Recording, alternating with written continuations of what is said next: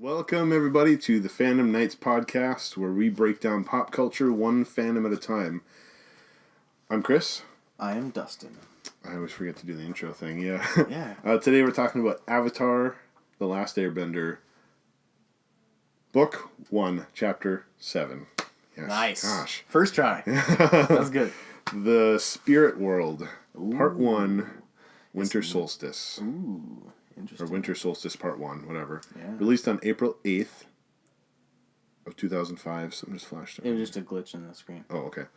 April 8th, 2005, and got an IMDb rating of 8.2, which is just a little bit better than the last one, which is weird, because I feel like this is like a way better episode than the last one, but that's just me. That's just me. Dustin? Kick us off with the story. Kick us off. Oh, that's me. Okay. All right. So it starts off with the gang flying on Appa. Actually, this time. Yeah. Not the last episode. This episode starts with that. And Katara is wondering if the clouds are soft and you can land on them like a cotton heap. Mm-hmm. And so Aang just decides, oh, check it out, and just jumps off Appa, flies through the clouds, and then pops right back up. He's just soaked. He's like, well, it turns out the clouds are made of water.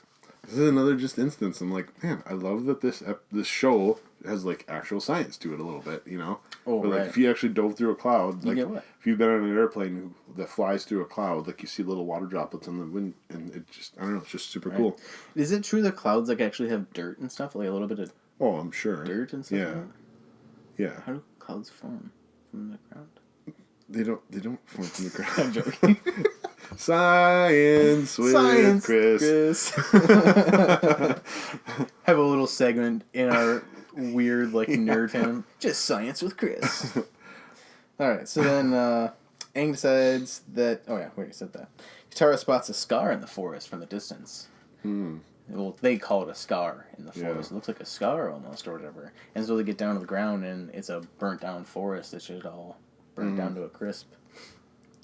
Any notes? Or Clouds, water, get out. Maybe not. Get out. Okay. So they go down, they scope it out, and Sokka's kind of enraged that the Fire Nation could be so uncaring and so destructive. And Katara's like, shh. Because Aang is just like, beside himself. He's just like, how can I let this happen? It shows I'm the supposed to be difference between them. Like, get super angry, and then you look over, and it's kind of like when you're going through something, and then you like look over, and your friend's like crying or something. You're like, whoa, this got a lot more real than I thought it was. Right. You know? Well, a lot more real than, like, yeah, you would think it would be. Yeah. But, yeah. A lot of just powerful little scenes, little looks, little... I don't think... I mean, maybe cartoons do and anime and stuff like that, but they do a really good job of, like, facial features and, like... I don't know, the way they do with camera angles in the cartoon, I guess. Well, this one does really good. It It's a very good modern way of... or modern-ish, 15 years ago, way of going through heavy subjects, but also doing it well and in a kid's show. Right. Like, in that one episode, or the first episode, where he's like, I've been locked in the ice for 100 years, and like, oh, what the heck? And then, and he's like, well, at least I got to meet you. It's like, aw, like, this horrible thing can happen, but then there's a bright side to it. This horrible thing happens, the whole forest burns down, and he's like, well, at least there's seeds and stuff for... But Katara finds the seeds. Yeah, but I'm just saying, like, the show itself has, like, dark things, but hopeful. then it brings out hope on it. Right. It brings hope out of darkness, is what this whole show is, to me, been about so far. No, I agree. That's kind of, that's kind of, because they're in this 100-year darkness, really. Right. Yeah. So, yeah. I'll preach, brother. Well said. Well said. So Aang just really doesn't know how to be the Avatar. Kind of just like, I don't know how to be. Like, there's no one to really teach me this stuff. And like, all I know that Miyatsu told me was I have to talk to Roku, but I don't really know how to talk to Roku. And so, in Sokka's like, well, he's been dead for 100 years, so I really don't know how you're gonna talk to him. And then it cuts over to Iroh, and he's in a rock spring, just kind of relaxing. Remember that scene? I do, yeah. Just relaxing, and Zuko's like, you got like a half hour to like come back to the ship, or else we're leaving without you, or whatever. And then he kind of like drifts back off. It was kind of like a really short cut scene. Yeah. And because then we go back to the gang, and Katara finds some seeds and gives it to Aang and kind of instills hope. And this is what I had, this kind of little message, or this little side note. That's what kind of Katara has been for him. His, like, almost like his spiritual guide, almost. Like, when he leans too heavy on the negative in the darkness, she kind of comes right out and shines her light on him. It just seems like whenever he's going through, like, the most tough time, she's always there to, like, just grab his hand and just kind of make things better. Yeah. Like when they went to the Southern Air Temple and he went into the Avatar mode, she, like, grabbed his hand and, like, brought him back. And there's a couple more times throughout the show that she's always just been his rock. Sun's getting real low, buddy.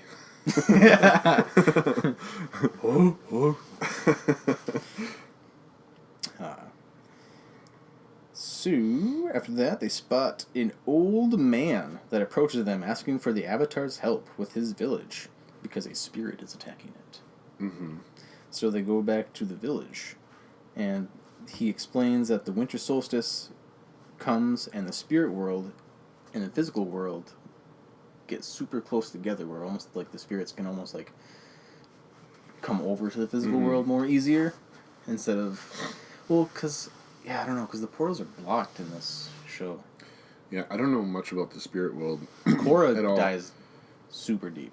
Yeah, other than the Rise of Kyoshi book that I went through, there's a lot of spirit world stuff in that. And it's just a thing, like the spirit world and the real world, and there's all these crazy monsters and stuff, but other than that, in this episode, I don't really remember much from the spirit world or what's going on. So you're saying the portals are blocked or something, or? I mean, you find out in Korra that the portals have been blocked and have been since the last harmonic convergence, which was 10,000 years ago. Okay. And so then Korra opens them up essentially in that show, but we won't go into that. That's why there's not this spirits. episode brought back like flashbacks from just my life where people will say something, they'll have this crazy problem, and they'll just be describing all the stuff, and then they'll just like stop, and they'll be telling it to me like I should, like they want me to do something about it, and I kind of listen to everything, and then they like stop, and I'm like, so like, is there something I can help you with? Like, what do you want me to help you with? And I feel like Aang had that situation here because he's an inexperienced Avatar too. He comes to this, and they're just explaining all this stuff to him, and then he's like, so what do you specifically want me to do for you? What do you want me to do? Right. You know, and not in a bad way, like, well, what do you want me to do about it? But like, He's like, I want to help, but what can I what are you possibly do? asking, I guess, is the question. Yeah, you know? he almost like doesn't know what they want. Right. Yeah. He's so, like, because he's and like, then that's when they. I don't know really what to do. Like, that's how am when I they supposed to get rid of describe this? that the Avatar is the bridge and all this stuff, and it's Right. like, okay, so you're not even really asking for anything. You're just saying that I'm the Avatar, and I need to deal with this because I'm supposed to Because he's deal the bridge with it. between right. the physical and the spiritual world. Yeah. Obviously, they want their city to stop being destroyed, but yeah. So then Aang and Sokka and Katara kind of talk about. I just kind of touch base here after what you just said with what they were talking about, because that's kind of what they started talking about in the next scene. So Aang and Sokka and Katara talk about whether Aang can even do it, and Aang says he doesn't exactly have anyone to teach him the stuff. And I kind of put a note here that, like, imagine having this power and responsibility, only to have no real knowledge of how to control it. Right. Like, unless, I mean, like... And no one can teach you. Right. Like, you have no teacher, and you're just like, go figure it out, dude. Like, go meditate. But, like, for, like, us, like, meditate here on Earth, like, I guess depends on what you believe in, but, like, you don't necessarily just meditate and you can just, like, unlock the secrets of the world, I guess. I don't feel like you could just do that. Not physically. Like, if I just meditate, I can't physically bend things or do, like, Not be more at peace, but... not do something physical. I'm saying you can't, like, you can't sit there and meditate and then just learn new stuff. How can you learn information by just sitting there and meditating? I think you can. How? You just realize things. Like, there's a movie here, Peaceful Warrior. Do you remember that movie? Never watched it. It's this dude who goes, and he's an Olympic level athlete. He gets injured, and then he can't compete anymore, and he has to learn to be okay with that. He has to learn to be okay with that, and then he, like, finds this, like, guru dude who runs, like, a garage or something. I don't know. I don't remember exactly what happens, but I do remember this one scene where this guru dude tells him to go sit out on a car in the middle of a field and then come back with some, like, until you learn something. And he goes out there, and then he keeps coming back, like, saying, like, flowers or whatever. He just tries to come up with ideas. And then at the end of the scene, he comes back, and he there's a scene where he, like, looks at things. He sees, like, a couple walking down. He sees a butterfly landing on a flower. He sees all these different things. And he comes back, and he tells the dude, there's no I don't remember exactly how he worded it, but there's no unimportant moments. And it's like you would only learn that by slowing down and meditating, and not, maybe not even meditating, but just thinking about things, I guess. I think constantly, and I just don't need to sit there and meditate to think and realize things, I guess. Well, it's even like reading the Bible or something like that. You sit. I mean, in their case, you just meditate on certain words or something over and over again, and you learn new things about. I don't know. Yeah. Right. Anyways, we're getting off topic. Yeah, I'm like, it's good though. I'm like, hurry up, Chris. Yeah. Katara says that she knows Aang can do it with a very hopeful look on her face, and then Sokka with a very hopeful look on his face. He's like, "Yeah, we're gonna get eaten by a spiritual monster today." Yeah, we're all gonna get eaten. I wrote that down too. He's like, "Yeah, we're all gonna get eaten by a spirit monster." So then it cuts back to Iroh, and he fell asleep, and he wakes up in the spring or whatever, and he hears this rumbling noise, and there sees this little, what they call a meadow mouse. Meadow mouse. I just thought that'd be. Okay. I thought I'd mention that because it's like a creature or whatever. It's just a mouse. Yeah, a meadow mole. Sorry, a meadow mole. Okay. A meadow mole, and starts to relax as some more rumbling comes, and Iroh gets like rock spears like to his neck. Yeah, that was so cool. That was cool. I was like, dang. And so then the earthbending soldiers come out and he's explain who this is, and they're like, he's not just any Fire Nation soldier, any Fire Nation. Why can I not talk? Any soldier. Fire Nation soldier. Thank you. And he is the Fire Lord's brother, the Dragon of the West. I know, that's the first time. That's the first time the mention of the Dragon of the West. You hear it a couple more times throughout the show, but this is the first time it just kind of sparks that curiosity. Like, and later on, it's like, you're the guy who laid siege to our city for 600 days. It's like, jeez. Yeah. Okay. Yeah, I got that somewhere in here. I don't think that's till later, but no, that's not. But yeah, so they capture him. Right. So they capture him. Well, that's actually it. That cuts back to Aang then. Yeah. Then Aang is sitting out. So Aang is walking down the village at sundown, and as the sun set, Aang just kind of demands it leaves in peace, so he like twirls his staff around and smacks it. I love that. He's like, I don't know what else to do, so I'm just going to make a declarative statement. It just reminded me of In the Office where Michael declares bankruptcy. He's like, I declare bankruptcy! Yeah. Okay, stop bugging our city. Like, thank you. Okay, I made the declarative statement. We should be good now, right? I'm not going to get sued or audited or anything from the IRS. Right. Then the spirit kind of starts to reveal himself and starts destroying the village. Aang kind of just like annoys the thing by just asking it, like, please leave, like, please leave. And then he's like, I demand you to leave. And then he turns around and just whacks him like. I think he says like, I demand that you turn around and face me or something, or maybe he says leave, or listen to me, or I don't know. It was something like he said turn around, and then he turned around and smacked him, and he's like, oh, okay. Or yeah, I demand you to like listen to me. Yeah, something like that. Something like that, like. Not bow down to me, but like, I demand you to listen. Oh, and then when he first turns around and notices Heibai, which I don't know what that means. I should have looked that up. But Heibai, but it breathes like fire on him or energy or something, and he just goes and it accepts it, and it like doesn't hurt him at all. Mm-hmm. It's just weird. I don't know. It's weird that he would shoot something out of his mouth, but it doesn't like hurt Aang. I think it was just him like growling, like light or something. Yeah, I think it was more light. Okay. And it's just showing the. That makes sense. Because obviously, like when you growl, like obviously some air is coming out probably too. Yeah. It's a big. Who knows? Anyways, we're not getting into physics of everything. I just think it's interesting. No, stop it. Sokka takes it into his own hands to help out Aang once he sees Aang get thrown like a rag doll across the village. Just boomerang at him and just boop. Doesn't even hit him. It hits him in the butt and then it bounces off. Does it? Yeah. It makes the noise like boink. Okay. So Sokka gets taken by the monster and gets dragged into the woods. Mm-hmm. Like Paranormal Activity style. Which is a cool scene because Aang just gets on his glider and just flies after him super fast. Yeah.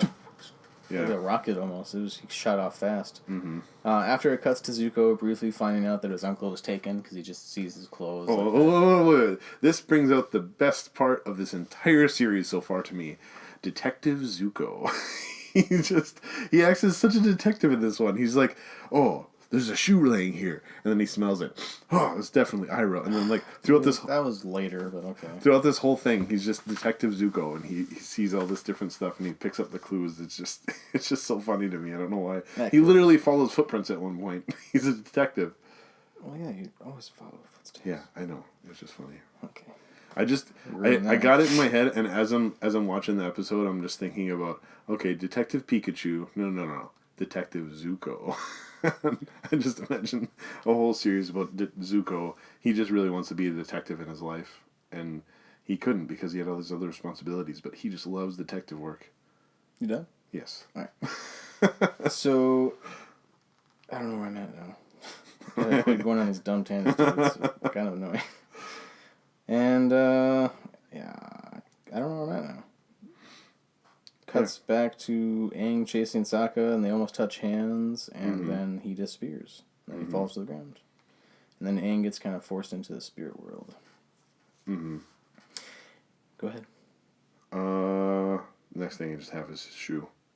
Oh, What's his shoe? I was waiting for another 2-minute tangent. Yeah. Well, I could.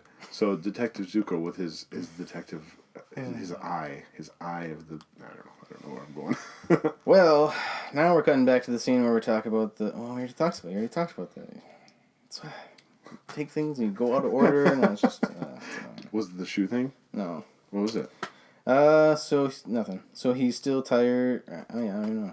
So then it goes back to Iroh talking about getting set siege for 600 days. Not to yield at him or whatever, but you already touched base on that. And then it says he's still tired, falls into the ground, and then gets picked up. And then he leaves a flip-flop for Zuko to find.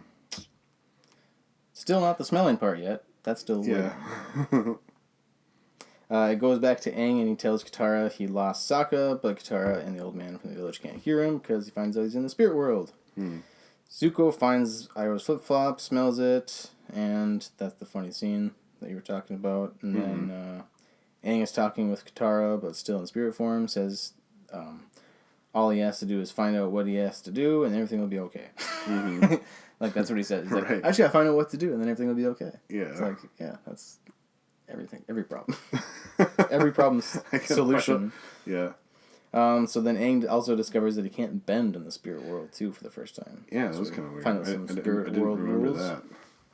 Oh, you can't bend? Yeah, he's trying to airbend and you can't airbend. No, I remember that in the show that we watched, but I didn't remember that was a thing that, when you're a spirit, you can't bend.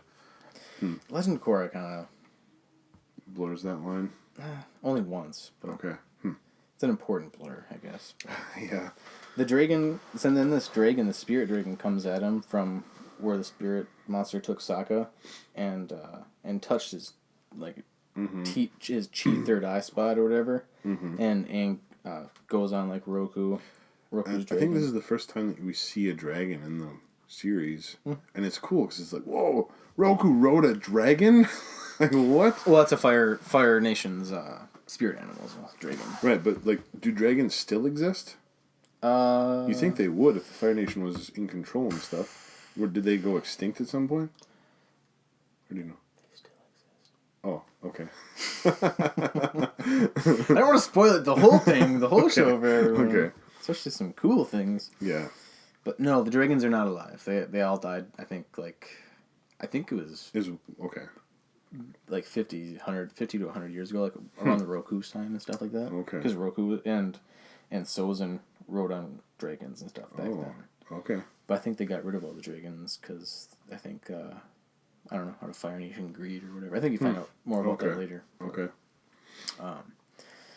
So then Aang goes on Roku's dragon and just kind of goes wherever the dragon's taking him. And so then it cuts back to Iroh. And he gets startled by the dragon and Aang in the spirit world. Which is just really cool because it kind of just shows you how... I mean, you find out more later about how spiritual of a man Iroh is. And that he's like a very rare human that can actually like see spirits. Right. I was like, I remember that scene, but I didn't remember that literally no one else saw it. I'm like, whoa. Yeah, because the guard was like, what's wrong? Like, what's going on? And he's like, nothing. Just looking into the cat dimension or something. But it just shows you that, like, I think it just shows you even more that, like, Iroh is not he might be in the Fire Nation side, but obviously, like, he's not a bad guy. He's more in touch with stuff than, Well, as we find out later, like, he's been, like, the ultimate good guy the entire time. Right. Like, he's been a bad guy in disguise, pretty much. Or a good guy in disguise, I should say. Okay. So then, Iroh, I just put it that he was kind of amazed that he saw the spirit, too. Because I don't think he knew that he could see spirits. I think he was, like, shocked that he saw a spirit. Okay. Or maybe he didn't even know it was a spirit. I don't know. I feel like he would have known it was a spirit. Otherwise, he would have been color. like, "Did you guys just see that?" Like anyone who saw a right. dragon fly by would just be true. like, "Oh, I thought those were gone." You know, True. he knows that it's a spirit because he, True. yeah, Because no one else saw it. Right. Right. That makes sense. Brian Ford. So then it's the Iroh escape scene. I thought that was pretty cool where he, like, right before he grabs the handcuffs, he, like, heats the handcuffs and then burns the dude's hand and then throws him off and then, like, shoots fire out of his feet and then, like, rolls off the cliff or whatever, but then gets captured. I just love that scene where you're like, "Where the heck did he go?" And he's falling off the cliff. But you saw the one guard saw him. Oh yeah. I just love the quick, like, it's just like when you, like, throw a super ball down or something, it's bouncing around everywhere, right. and they're like, "Where the heck did it go?" And then you just see it, like, rolling under a table. You're like, "Oh, there it is." I don't know. I have a daughter. We play with super balls. So then it cuts back to Aang and he's on the dragon and they go to what we will eventually learn as Roku Island. Is where Roku lived. And there's Roku's shrine. One quick question about his escape thing. How come firebenders don't burn? Does it? You don't have to tell me why now, but does it explain it in the future? Like, he heated those things up so hot that it burned another dude's hand, and they're on his arms. Like, how do they not burn? And then how did Zuko get burned if they can't burn? I don't know. It's just a weird thing. Oh, yeah, that's a good question. Yeah. We'll talk about that later, but... So, yeah, they go to Roku Island, and Aang discovers that he has to talk to Roku about a comet, because he sees, like, a vision of a comet, or whatever. So then Aang discovers that, like, the shrine that he's on is, like, a calendar, and that, like, he can talk to Roku when the light shines on Roku's face, or whatever. He goes into the chamber from Indiana Jones and the Raiders of the Lost Ark. So then he discovers he can talk to Roku on the winter solstice. Yeah, I'm going to. For now. Yeah, I'm not going to let you talk. If you start, I'm just going to talk over you. So then the Earth soldiers, it cuts back, and the Earth soldiers capture Iroh again because he's, like, I don't know. It looked like he was, like, trapped in a bunch of pebbles. Well, the Earth soldiers did throw down a bunch of dirt at him. They did? They went, Right. and then the dirt caught up with them and then, like, encapsulated them. Okay. And then it was cool because they, like, slid down the... See, like, I miss, like, when I'm doing the synopsis, I sometimes miss... The action. Well, not the action. Well, sometimes the action, because it's not really important as far as, like, writing story, down. It's right. not like, he threw a right punch. Like, I don't need to Right, that. yeah. So it's like, during those times, like, I'll write down. So I might... Yeah. I type it on my phone, and then I send it all to my iPad, because that's just... I can type fast on my phone. Mm-hmm. So that's just how I took the notes, and sometimes I was looking down to make sure what I was typing was, Yeah. typing. It was cool, though, because last episode you were talking about the Earth surfing thing, and they do that, 3 of them at the same time. They shoot the rocks down, and then they just, like, all Earth surf down. It could have been just them sliding. Wait, when they captured Iroh the first time? No, after he rolled off the when cliff. when he was sliding down the... Yeah. Okay. Mm-hmm. And all 3 of them are just like, and they do it in this way. You're like, okay, they're earthbending right now because they're like controlling it and they're not just sliding. Yeah. Right. I only know that because I had to count each one of those times. Oh, true. Then we see Zuko again following the trail to his uncle, and then all of a sudden he spots Appa. That's with Katara. Yeah. But he doesn't know that Aang's not on there. And so then kind of makes a choice like, am I going to continue? And we don't find out at the end of this episode what he chose yet, do we? We do. Oh, we do. So then he makes the decision, like, and then it cuts off. Oh, we do. Yeah, I forgot. But it is cool how he has sees... to make a choice. Even if we don't know at that moment, he sees the Avatar, his only thing he wants, and then he sees where his uncle went, and he stops to think about it. Like, so we know that he's not completely abandoned to capturing the Avatar. He has some soul in him. Right, but you have to think, though, like, I guess we don't hear why Iroh is an ex-general. I think maybe it's because he decided to be with Zuko, his banished, the banished prince. Mm-hmm. I think that's why he's an ex-general now. Okay. Because, they mentioned he's not a general anymore. Mm-hmm. And he's just kind of with Zuko to train him and mentor him and stuff or whatever. Right. Because as we find out later in the show, Iroh is one bad A firebender, dude. Yeah. Yeah. Like the last episode of the series. Uh-huh. Oh, dude. Okay, I'm excited. I think Iroh would easily wipe out Fire Lord Ozai.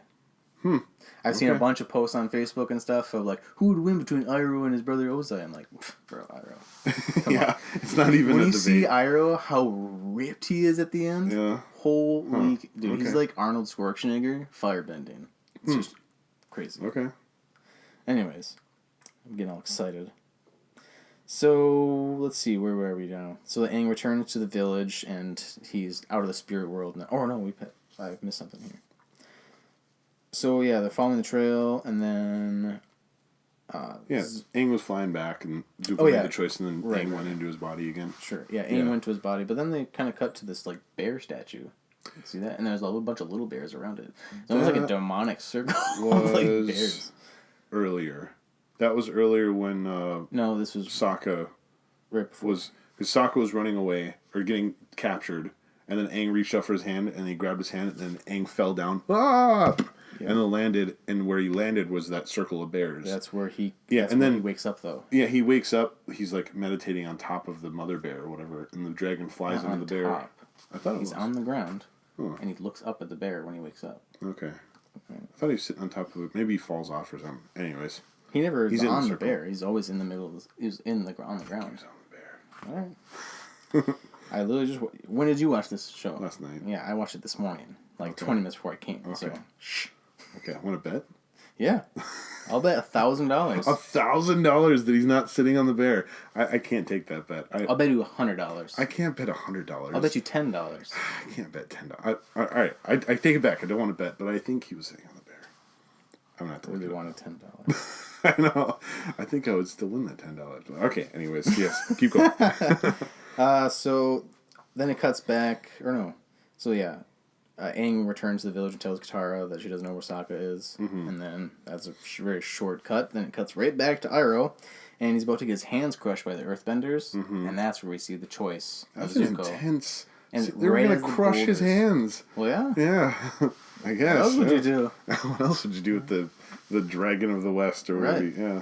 Like you'd have to do something to take his bending away. So Yeah. like his hands are a bender's, I think most important thing. Like you can bend with your feet and whatever else, but like if you don't have your hands, that's like Okay, so this is another scene where the physics just don't make sense. The rocks have got to be light. That rock is so heavy, And he just kicks it away. Zuko just comes in and kicks it away. And then not only that, maybe it's just the force of Zuko's kicks, but like, does firebending help with that? Because you literally cannot do that with your own strength. Kick a rock, and then he breaks with his foot metal links that are sitting there. How the heck did you do that? I don't know. fire. He didn't have fire. He wasn't firebending at that time. He just went, "Kata!" and You don't know that. it didn't. There was no fire on the screen. He was not firebending. Because remember Iroh, he heats up his thing and he doesn't do anything. He just sits there and goes and it, like Yeah, warms but up if his you body. heat up metal, it like bends and melts. It doesn't Not like. if it's just a super quick strike. Yeah, I don't know. Almost like the shrimp thing, whatever. It heats up for just a millisecond, hits its strike thing, and then it's super cool again. You wouldn't know that it was hot because it was so fast and hit it and it was gone again. There was no fire around it, but his foot was so hot. He harvested his foot was so hot. That it cut the metal chain. Maybe. I feel like this scene to me, it opened my eyes. I'm like, whoa, maybe Zuko is a way more powerful firebender than we even think, because he's being trained by Iroh, and firebending has a lot to do with airbending. So like kicking that rock out of the way. I mean, if you heated up the air in front of the rock, and like there's ways that you could do it. It's just We're getting out of physics. Yeah. Because there's no It's a cartoon. real It's a world cartoon. I'm physics making- in it. Yes, yeah. you're making it way more I know. complicated than it needs to be. In my head, it's Just like- it's awesome though. It's you're- super complicated. That what you just said is the reason why I dislike a lot of negative people on Facebook and these groups and stuff about Star Wars is because they're like it's not real realistic. physics. Right, It's not the real world. right. Earth is not a part of Star Wars. Right. Whether you want to believe it or not. Mm-hmm. Sorry. So No, I get it. I hate when people try to bring in real world stuff to a fantasy story. And I like because doing it to make it better for myself, not I don't know. I know, but Like, I would I'm not have asking to, the questions, I would have to trying speak to- for most of the people that don't Yeah. want to hear physics involving real world stuff, unless Yeah. you're just super hardcore into physics and you want to know the physics of all these different fandoms. I know. But we don't want to sit here like, it's not like Earth, so it just really sucks.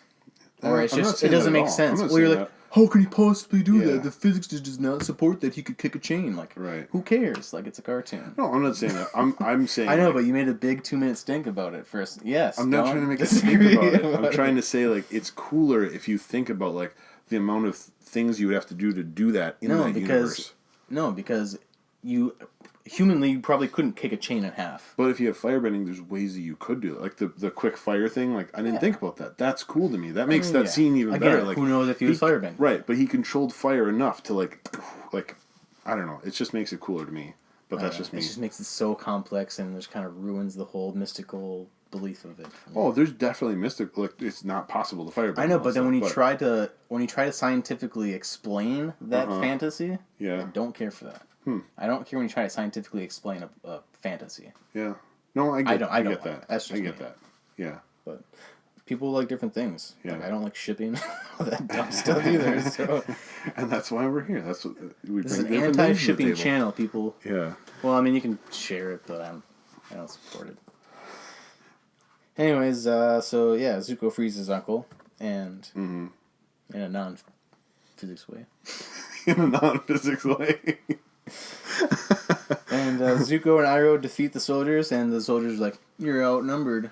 He's like, "Yeah, but you guys are outmatched." That's what Iroh says. Does he? Oh, I forgot about that. Their soldiers That are was like, a "We really outnumber cool you fight 5-2," and Yeah. Iroh's like, "Yes, but we outmatch you." Wow. And so I was just like, chills, because I was like, That was cool. uncle and nephew fighting side by side. Uncle and nephew fighting side by side. We should make a little jingle for that. Yeah. Zuko and Iroh, best friends forever. So they defeat the soldiers, and Zuko's like, "Dude, can you put some clothes on?" Like, I can see your dingling, dude. Like, come on. Like when you did that spinning fire kick, like your whole ball sack. Oh, jeez. Sorry, Grandma, if you're watching. Grandma wanted to watch it. So we'll cut that part out. His barnyard was just flowing all over the place. So then it pans back, and it's the next night, and Aang is like ready to face the next spirit animal again, or whatever, or the same one, or whatever. And this time he like just kind of goes right for his chi spot and tries to understand why it's so angry. I saw that as like he accidentally hit him there, but No. maybe he did it on purpose. 'Cause remember- 'cause I feel like he Goku's- flipped over him and he like touched it. And he's like, oh, it worked on him too. Like I feel like it was him learning. I think he didn't know if it would work, but I think he Oh, specifically okay. tried to do the chi spot because Okay. because the Makes dragon sense. touched him there too. Yeah. So I would assume, Maybe. and he does that. He mimics like those kind of stuff later on in the show too. Okay. Like mimics all that stuff. Anyways, so I personally think that he purposely went for the chi spot to try to understand He just why. looked a little surprised, which it might have been he's surprised because it worked, but I it think he also was could have been just him surprised- falling down and just whoa. Okay, Right. and then after that, he's like, "Whoa, there's a spot on everyone's head. If you touch it, you connect with them." Right. Not really.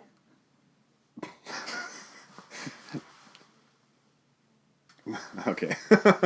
I do like I know whenever the everything. dragon touches him there, it's like this weird like and it's like what you do to it's your like daughter. super fast. You're like, I don't want it to touch me. And then it does and you're like, "Oh, okay." Yeah. It's like, oh, it's actually okay. It's actually okay. So yeah. Oh, typo. I have a Richard.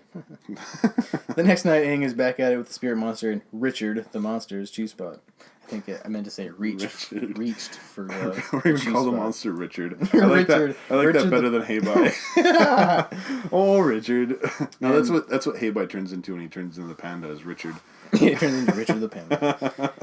And Richard the Aang understands that he is the spirit of that forest. Yeah. And he tells him that the forest will grow back, and that he shouldn't be so angry about it. That it sucks that humans did this, but life will circle around and kind of recreate itself. Which you think a spirit would know that, but But yeah, if you're infused with anger and stuff like that, yeah, you're irrational. I mean, like an Anakin. yeah. That maybe the spirit animal just wanted to tell people, spread that. No, I don't know. I gotta think about that. I was thinking spread the message. Make sure that other people understand don't do this. But I don't know. Yeah. I don't think Fire Nation would even care. Like, we're gonna do whatever we want. Right. Yeah. So, but that's me.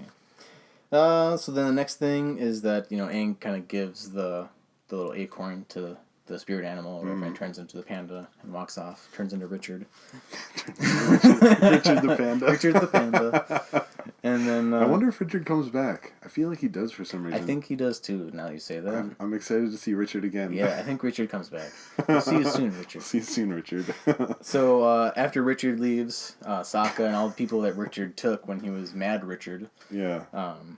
kind of come back because they were locked in the spirit world or whatever. And they kind of did they walk out? I was typing sometimes. Did they walk out? The bamboo came up, and then they just came out of the bamboo. Okay. Yeah. So yeah, they came out from the forest or the spirit world or whatever, and they're kind of all groggy or whatever. Yeah. It's weird looking at that legs. That was weird. I was like, whoa. So the old man from the village asked the gang, "What can they do to repay him?" And Sokka's like, "You can give us supplies and money." Yeah. That was so funny. He's supplies and money. Katara's like, "Bro, don't be so rude." He's like, "What? We need stuff. We need it." And then the old dude's like, "Oh, don't worry, we got you." we'd be Which honored. was super cool. It's like, Sokka. Yeah, I agree with Sokka. Sokka. You never know what you'll get unless you ask. So you gotta ask. You just gotta make your needs known. They don't have to give him anything, but hey, if you're offering, I'll take some stuff. Just the way he said it. I love and it, the way too. they just followed up with Katara was like, "Bro, come on." Dude, it's like, what? That's funny. So then Aang looks like he's going to mention the comet. Because remember, the comet kind of flips over his mind. And I forget that they don't know about it yet. They don't know what that comet is yet. Aang doesn't know, Katara doesn't know, Sokka doesn't know. And we, as the audience, wouldn't know either. yet. But Aang looks like he would, because it flashes in his mind, and it looks like he's about to tell Katara and Sokka about the comet, but then he's he like, doesn't. No, he's like, we gotta go to Roku Island so that I can talk to Roku on the winter solstice. I forgot about that, but you're right. It flashes, but he keeps doesn't mention yeah. it. He keeps it a secret. Huh. But they all find out later. Yeah. But He's not like keeping a secret, but he's just like, something intense is going to happen. I don't know what it is yet. I got to think about it. I think he wants to find out more information before Right. he makes such a this comet's coming and we're all screwed. Like, yeah. he wants to just keep everyone hopeful. Mm-hmm. So then he says it's he just mentions that he needs to talk with Roku on the solstice, and then it's on a crescent moon and it's in the Fire Nation. And Katara and Sokka are like, "What? We have to go to the Fire Nation? Like, it's gonna be impossible." It was a cool little tease for the next episode. I know it's a 2-parter, but it was a cool little. And then it ends with it panning to the sky in the dark sky, and it's a crescent moon, crescent island, crescent moon. I thought that was pretty cool. That was pretty cool. Little symbology there. Symbology. Is that a word? Because I typed it in here and it accepted it. It wasn't a word for a long time, and it was like a big meme, or not meme, it was before memes, but Boondock Saints. There's a scene in that movie where like one of the detectives is trying to sound smart, and he says the word symbology, and the good detective is like, "Symbology, you don't," like, he rags on him because he doesn't even know real words. Mm-hmm. But then since then, I think because of that movie, I feel like The Webster Dictionary. that term has become a thing now. I don't know. Okay. So yeah, that's it for the story. That's all I got for the story. Creatures, horse birds. Do you know anything about those little? In the Rise of Kyoshi, they call the name of those horse bird things. Maybe there's horse birds, or I don't know. Well, the Earth Kingdom are riding. They're riding little birds when they steal Iroh. Oh, right. Yeah, I don't know. I just thought that was interesting. I don't think the name has been announced for those. I think there is a name because it's in Rise of Kyoshi. I know. I'm just saying it hasn't been announced to the story. Show, yeah. This is the first time we go into the spirit world, so that's cool. Yep. And then bending numbers. There was no water bending. Man, Katara is just slacking. Man. Near the end of this season, though, or book, or chapter, whatever. There's going to be so much water bending, it's going to make the numbers skew way towards them. But for book 1, water, there's like hardly any water bending in this whole thing so far. We're on the 7th episode, and there's barely any water bending. But 15 instances of earth bending, including the 3 spikes, the 3 guys going down, all the different things. Mm-hmm. 7 of fire and 7 of air. So fire and air are even on this one. So again, I think after the whole first book, I think it'll even out with the water and everything. Yeah. Because again, like you said, like the last half. It is just kind of cool seeing them the The levels kind of fluctuate. Yeah, it was kind of cool. And then this whole episode was about Sokka being captured.